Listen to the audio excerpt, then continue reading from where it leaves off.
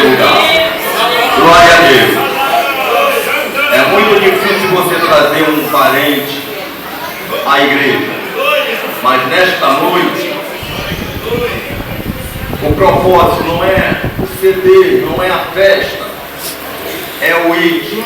Ide por todo mundo, pregar o evangelho a toda criatura, sem acepção de pessoa. Há um desafio para você também no céu. Aleluia. Nesta noite, gostaria que a minha irmã Vera ficasse de pé. Glória a Deus. Essa irmã é uma irmã que não desistiu de mim. Renunciava os seus domingos para ir em Água Santa, Freicaneca e Bangu. Por 2 anos, ela abriu mão dos seus domingos, dos seus finais de semana. Aleluia. Então, nesta noite, eu só peço a Deus que esta aba passe na sua vida e faça uma transformação. Aleluia. Eita, mulher de fé, por favor, meu amado.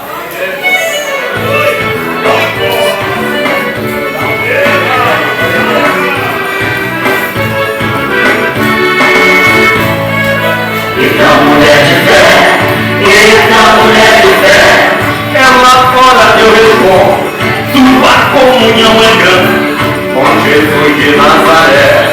eita, mulher de fé, eita, mulher de fé, São coluna na igreja, estão sempre na peleja pra unir quem vier, pra unir quem vier, São mulheres de jejum, são mulheres de oração, não falam com qualquer um da vida do seu irmão. Cuidam bem da sua casa e da casa do Senhor, não murmuram, não reclamam, não dão trabalho ao pastor. Quando podem faz visita em presídio e hospitais. Tem gente que só critica, mas não faz o que elas fazem. Tem gente que só critica, mas não faz o que elas fazem. São varoas valorosas, são varoas de valor, e são muito caprichosas com a obra do Senhor. É melhor não criticar, se Deus mal te criticou. Aí daquele que tocar nas servas do Senhor, aí daquele que tocar nas servas do Senhor. elas são mulher de fé, elas são mulher de fé, Na luta, na mesa, na boca, elas elas são mulher de fé, elas são mulher de fé, elas são mulher de fé, na luta, na mesa, na boca, elas são mulher de fé. aleluia! Estão sempre a maioria.